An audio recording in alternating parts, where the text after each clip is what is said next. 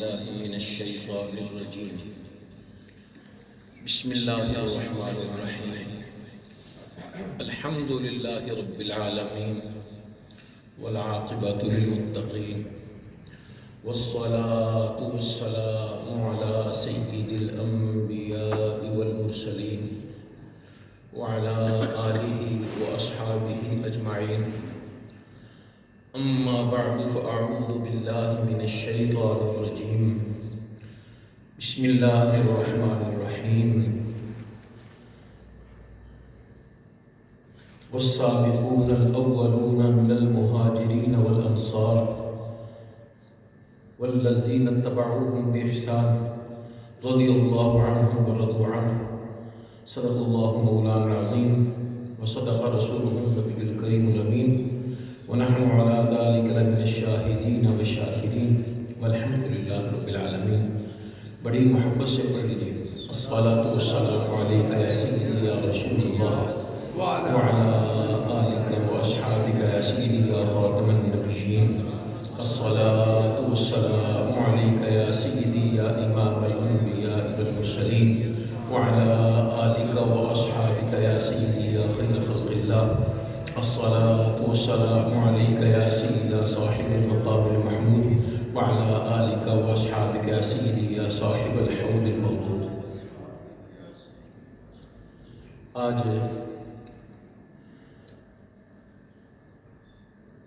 ماہ جمادی الثانی کا آخری جمعہ ہے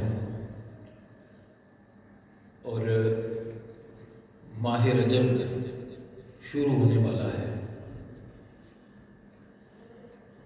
حضرت سیدنا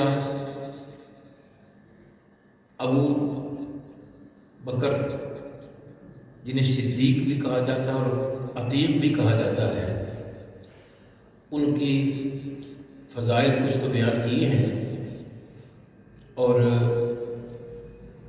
آج آپ کا ایمان اور آپ کی ہجرت، چونکہ ہجرت یہ میرے مصطفیٰ کریم علیہ السلام کے ساتھ ہوئی اور پھر میرے مصطفیٰ کریم علیہ السلام کا معراج پہ جانا، وہاں سے واپس تشریف لانا اور حضرت ابوبکر صدیق رضی اللہ عنہ کا تصدیق کرنا، یہ ساری باتیں شامل ہیں. حضرت سیدنا ابوبکر صدیق رضی اللہ تعالیٰ عنہ آپ چھوٹی عمر میں ہیں اور نبی کریم علیہ السلام کے ساتھ بچپن سے ہی تعلق ہے. اور یہ آپ جانتے ہیں کہ مصطفیٰ کریم علیہ السلام نے 40 سال کے بعد اعلان نبوت فرمایا ہے. حضرت سیدنا ابوبکر صدیق رضی اللہ تعالیٰ عنہ آپ کو خواب آتا ہے اور وہ خواب عجیب سا ہے کہ ایک ستارہ نکلا ہے اور اس کا مکہ پاک میں گھر گھر میں اس کا چرچا ہے، اس کی شعائیں ہیں. پریشان ہو گئے یہ کیا خواب ہے. کسی سے پوچھا اور جس سے پوچھا وہ یہودی تھا اور ان کو تو ویسے بھی نبی کریم اسلام کے ساتھ بغض. اب اس نے کہا کہ یہ کوئی ایسی بات ہے نہیں ہے، بس یہ بھیانک خواب ہے، کوئی ایسی بات نہیں ہے. آپ واپس آ گئے. پھر ایک سفر میں آپ کو وہی خواب آیا، بعض کے نزدیک اگلے دن ہی، لیکن بعض کہتا نہیں کہ یہ آپ کے اس سفر میں پریشان ہو گئے کہ وہی خواب، لیکن اس سے کچھ اور بھی ہے. ایک تو یہ ہے کہ پورے مکہ پاک میں ہر گھر میں اجالا ہے، اور دوسرا یہ ہے کہ وہ چاند وہ اتنا آیا ہے قریب، اتنا قریب کہ آپ نے کوشش کی ہے کہ اس کو ہر طرف سے پھانٹنے کی آپ نے پکڑ لوں تاکہ میری چادر میں آ جائے، لیکن وہ کبھی ایسے ہو جاتا ہے، کبھی ایسے ہو جاتا ہے، کبھی ادھر کبھی ادھر. پھر راہب تھا، اس کے پاس چلے گئے اور عرض کی کہ جناب یہ معاملات ہیں، میں نے یہ خواب پہلے بھی ان کو دیکھا ہے لیکن آج تھوڑا سا بڑا ہے۔ کہنے لگا آپ کہاں سے ہو؟ میں مکہ سے ہوں۔ اچھا، آپ کو بہت مبارک ہو کہ مکہ پاک میں اللہ کے نبی نے اعلان نبوت فرمانا ہے، تم ان کے خلیفے بھی ہوگے، ان کے مرید بھی ہوگے، ان کے وزیر بھی ہوگے، یہاں بھی اور آخر میں بھی۔ میرے مصطفیٰ کریم علیہ السلام کسی پیارے یار حضرت ابوبکر صدیق رضی اللہ تعالیٰ عنہ آپ وہاں سے واپس آئے، کسی سے کچھ نہیں فرمایا، کچھ نہیں بتایا کہ مجھے خواب آیا نہیں آیا، بس وہ دو جن کے بارے میں پتا تھا کہ یہ خوابوں کی تعبیر بتاتے ہیں۔ اب یہ مکہ میں پہنچے نا تو پتہ چلا کہ آپ کے ہی یار جن کا نام اسم گرامی محمد ابن عبداللہ صلی اللہ علیہ وسلم آپ نے اعلان نبوت فرما دیا ہے۔ اب یہ آپ سرکار کی بارگاہ میں پہنچے، جناب آپ نے اعلان نبوت فرمایا؟ ہاں حضرت جی، بات تو یہ ہے کہ نبوت کے لیے تو کوئی دلیل بھی چاہیے نا، یہ ایسے ہی آپ نے کہہ دیا ابوبکر تو بھی مجھ سے پوچھے گا؟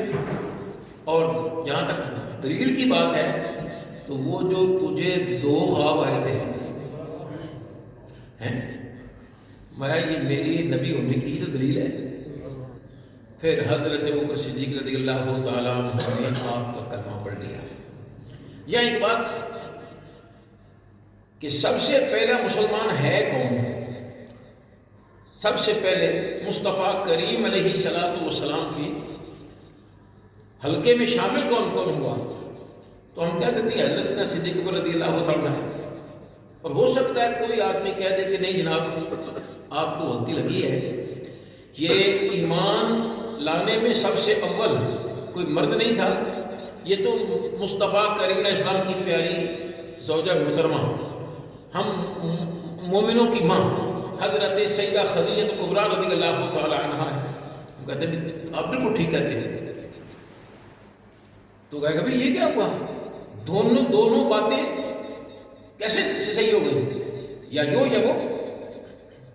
پھر ہو سکتا ہے کوئی اور بھی بات کہہ دے کہ جناب سب سے پہلے ایمان تو حضرت علی المرتضیٰ شیر خدا رضی اللہ تعالیٰ عنہ کو کیا تھا۔ مطلب بھی آپ بھی ٹھیک ہے بھئی یہ کیا ہوا؟ تین باتیں مختلف ہیں اور تین سب ٹھیک ہے۔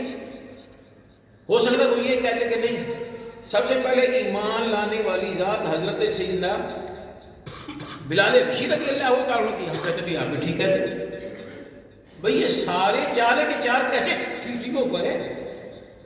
ایک ہی بات ہے نا، یا وہ یا وہ یا وہ یا وہ۔ ہو سکتا ہے کہتے کہ نہیں جی سب سے پہلے ایمان لانے والی ذات حضرت سیدنا زید رضی اللہ تعالیٰ عنہ ہے، زید بن حارثہ۔ تو کہتے آپ بھی ٹھیک کہتے بھئی پانچ شخص ایک ہی بات، یہ کیسے ہو سکتا ہے؟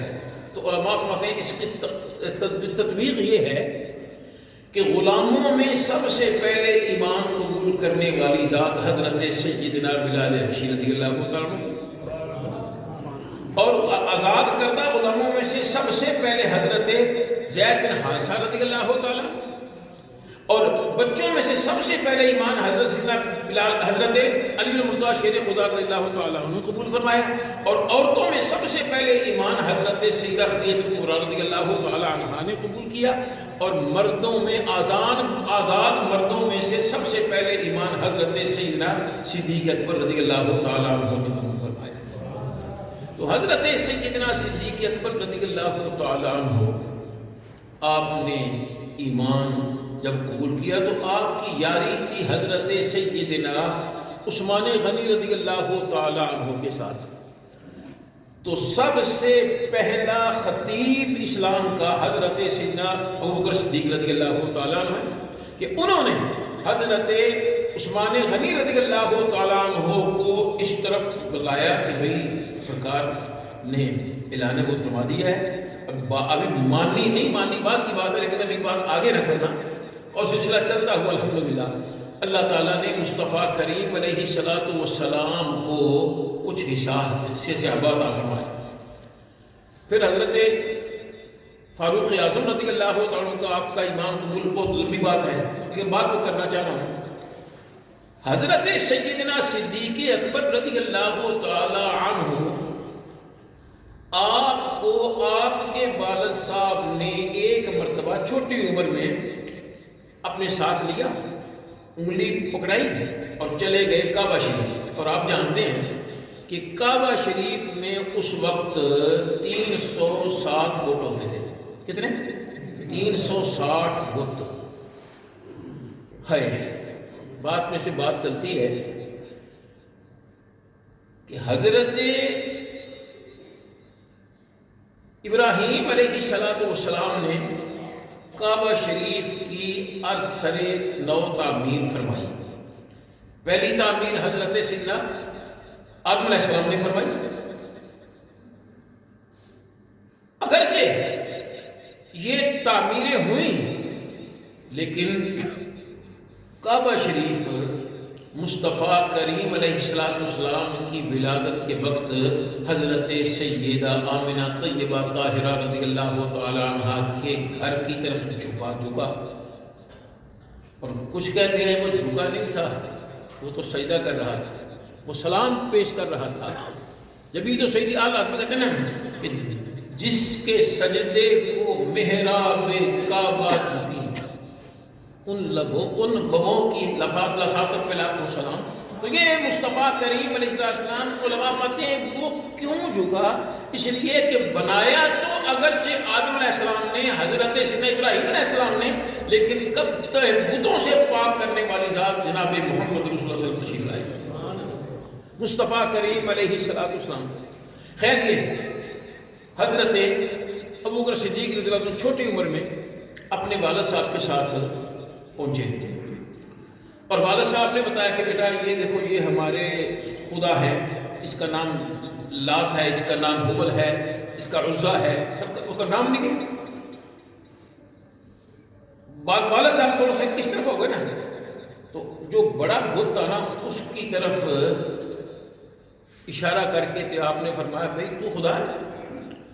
خدا وہ ہوتا ہے جو پیاسے کو پانی پلائے، مجھے پیاس کی ضرورت ہے، مجھے پیاس لگی ہوئی ہے، مجھے پانی کی ضرورت ہے، مجھے پانی دو۔ وہ پتھر تھا، کیا جواب دیتا؟ آپ نے دوسرا سوال، خدا وہ ہوتا ہے جو بھوکے کو کھانے کھلائے، مجھے بھوک لگی ہے، کچھ کھلاؤ۔ وہ کیا جواب دیتا؟ پھر آپ نے فرمایا خدا وہ ہوتا ہے جو ضرورت مند کی ضرورت کو پورا کرے، مجھے قمیض کے لیے کپڑا چاہیے، وہ کیا جواب دیتا؟ پھر آپ نے کیا کیا؟ پتھر پکڑا اور فرمایا خدا وہ ہوتا ہے اپنی مخلوق کی حفاظت کرتا ہے، اگر تو واقعی خدا ہے تو پھر میں تجھے مارنے لگا ہوں اور تو اپنے آپ کو بچا کے دکھا۔ آپ نے وہ پتھر مارا نا تو ناک توڑ دی۔ جیسے ہی آواز آئی تو حضرت ابوبکر صدیق رضی اللہ تعالی عنہ کے والد صاحب نے، جناب ابو قحافہ بھی مسلمان نہیں ہیں، انہوں نے حضرت ابوبکر صدیق رضی اللہ تعالی عنہ کو دیکھا اور ایک تھپڑ مار دیا۔ تو شرم نہیں آتی؟ میرے خداؤں کو چھوٹا کرتے ہو، یہ کیا کرتے ہو؟ اور گھر بازو سے پکڑ کر گھر لے آئے، اور گھر لانے کے بعد اپنی اہلیہ محترمہ اپنے حضرت ابوبکر صدیق کی والدہ صاحبہ سے کہ اس کو سنبھالو، ایسے نہ ہو کہ میں غصے میں آ کر اس کا کچھ اور کام کر دوں۔ یہ مذہبی منافرت بہت سخت ہوتی ہے، تو یہ میرے خداؤں کو ایسا کرتا ہے تو میں اس کو، آپ نے فرمایا اے میرے سرتاج اس کو کچھ نہ کہنا۔ کیوں نہ کہوں؟ یہ بچہ جب میرے پیٹ میں تھا نا تو میں کبھی بتوں کے سامنے جھکنے کے لیے جاتی تھی نا تو یہ میرے پیٹ میں اکڑ جایا کرتا تھا۔ اور دوسری روایت میں یہ ہے کہ وہ اکڑ نہیں جایا کرتا بلکہ اپنا ناخن میرے پیٹ میں مار دیتا اور مجھے تکلیف ہوتی ہے، پھر میں سجدہ نہیں کر پاتی. تو جو بچہ ماں کے پیٹ میں ہو کر غیر اللہ کو سجدہ نہ کرنے دے، وہ خود بڑے ہو کر کیسے کر سکتا ہے؟ پھر فرمایا کہ جب میرا بچہ ہوا تھا تو اس وقت مجھے غیب سے ندا آتی تھی، یا امۃ اللہ بالتحقیق، کہ اے اللہ کی باندی، تجھے مبارک ہو، یہ آنے والا بچہ کوئی معمولی نہیں ہے، یہ محمد رسول اللہ صلی اللہ علیہ وسلم کا ساتھی بھی ہے، ان کا رفیق بھی ہے، ان کا وزیر بھی ہے.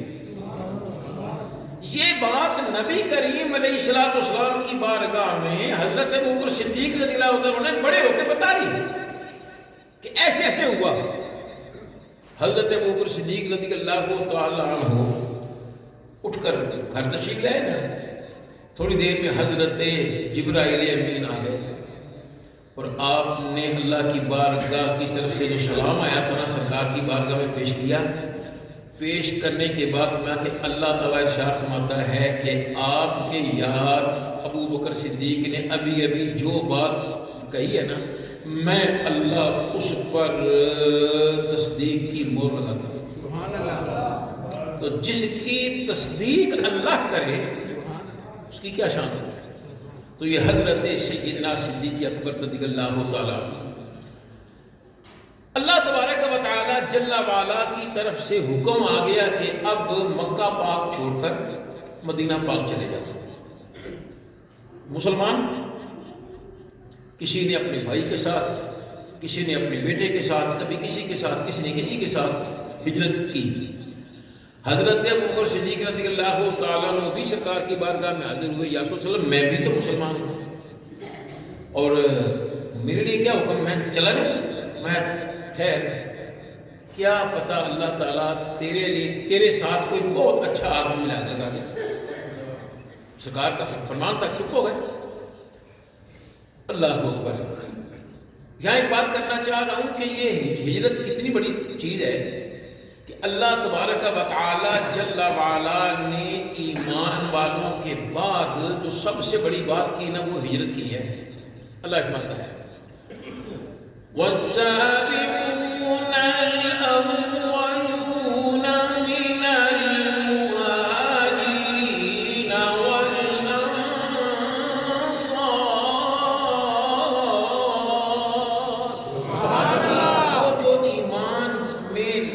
وہ ایمان لانے میں پہل کر گئے، وہ مہاجری ہی ہو یا انصار. اور دوسری کا اللہ تعالیٰ شامل سورہ انفال کی آخری آیت ہے. اللہ شامل ہے وَالَّذِينَ آمَنُوا وَهَاجَرُوا وَجَاهَدُوا فِي سَبِيلِ اللَّهِ.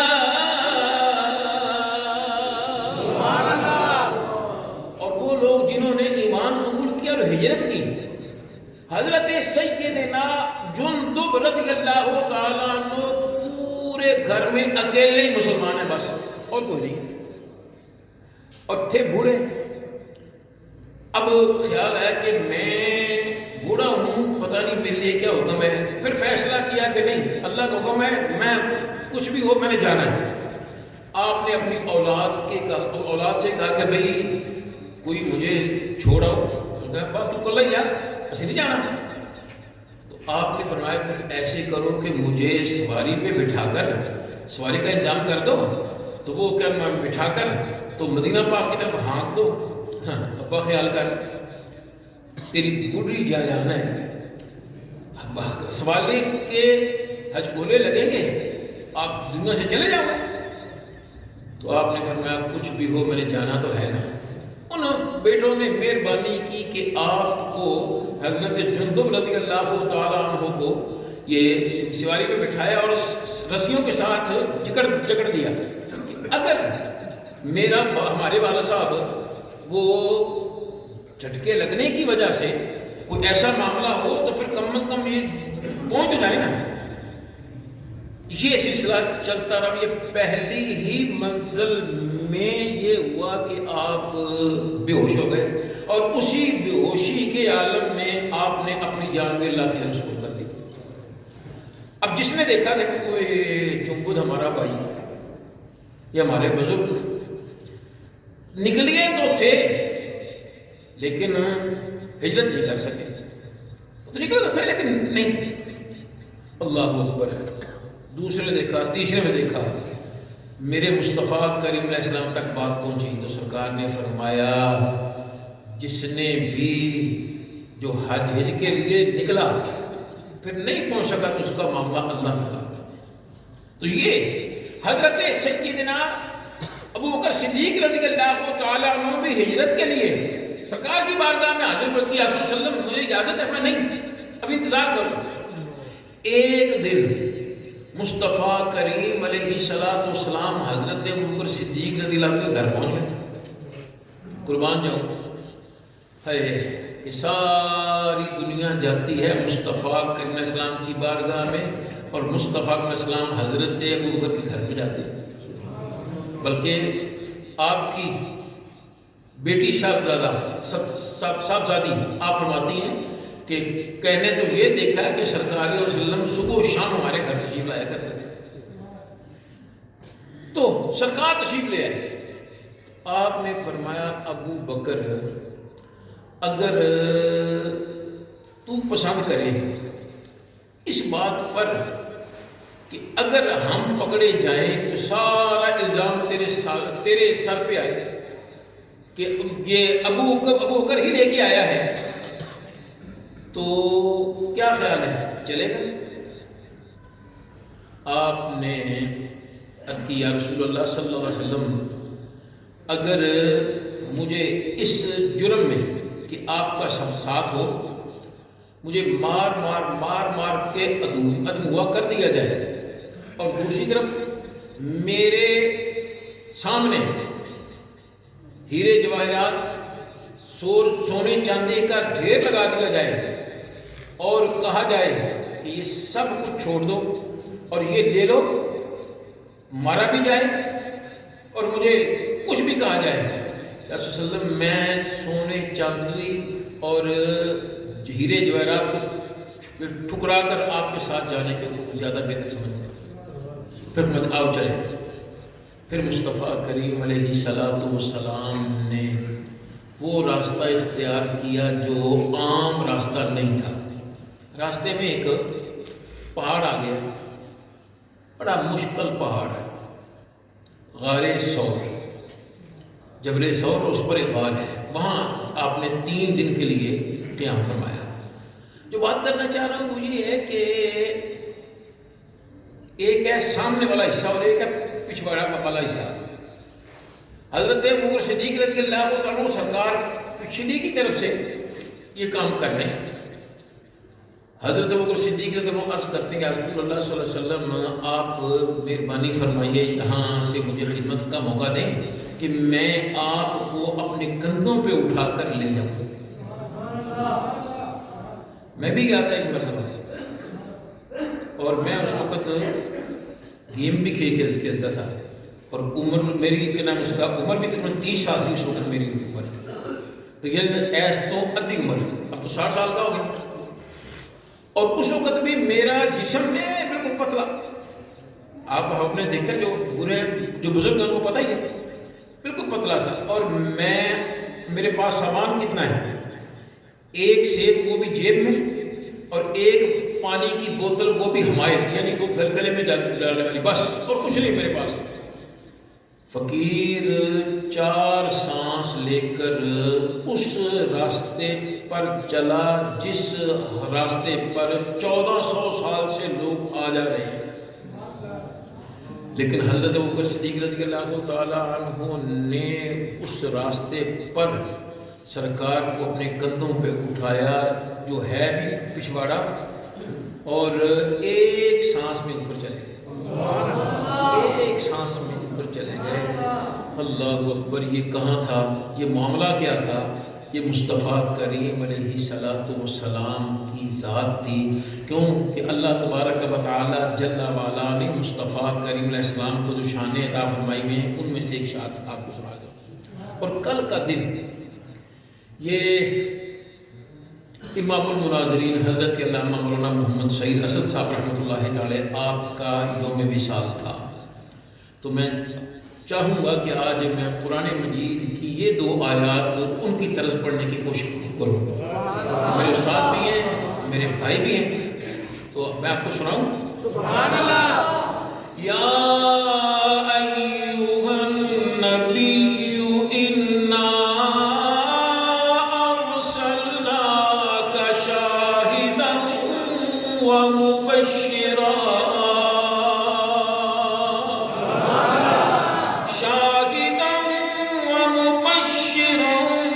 ونذيرا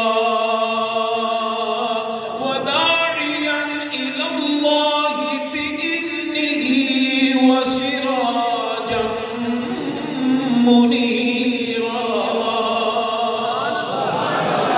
اے غیب کی خبریں دینے والے محبوب، ہم نے آپ کو مشاہدہ کرنے والا بنا کے بھیجا ہے، خوشخبری دینے والا بنا کے بھیجا ہے، اور خبردار فرمانے والا بنا کے بھیجا ہے، اور اللہ کی طرف اللہ کی اجازت سے بلانے والا بنا کے بھیجا، اور آپ کو چمکا دینے والا سورج بنا کے بھیجا ہے۔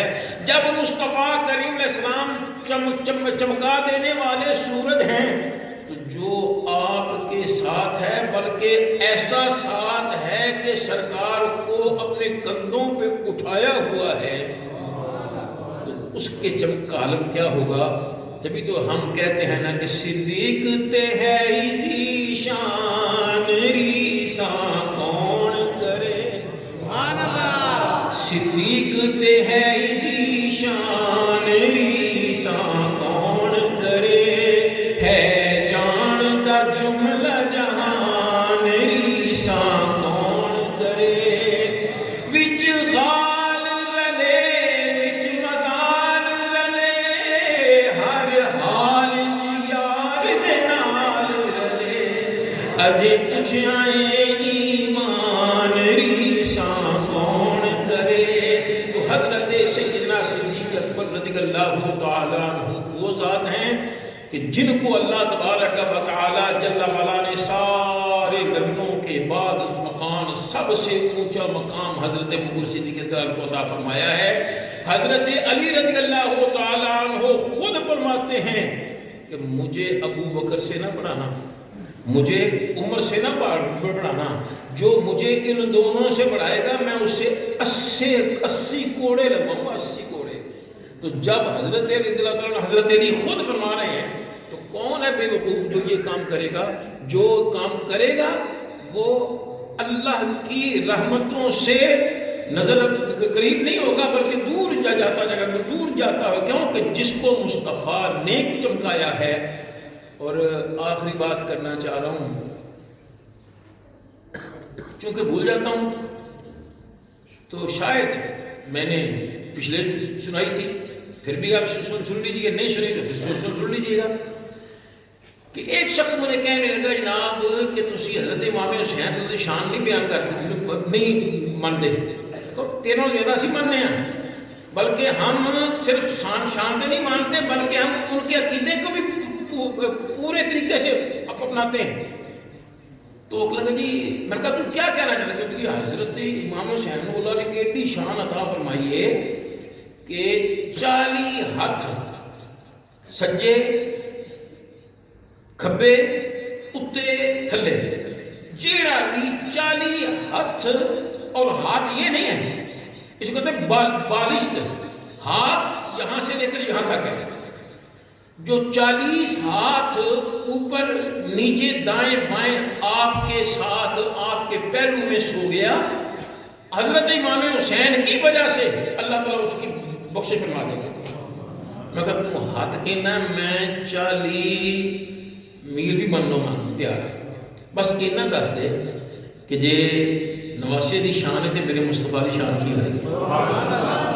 ادھروں کہتے ہو کہ اینی شان حضرت امام حسین دی 40 ہاتھ اتے تھلے سجے کھبے ہوئے، وہ دی بخشش ہے کہ جیڑا مصطفیٰ علیہ السلام دے نال سوتا ہے۔ اللہ تعالیٰ ہمیں سمجھنے کی توفیق عطا فرمائے۔ وآخر دعوانا الحمدللہ رب العالمین۔ یہ بات سنتے پڑھیں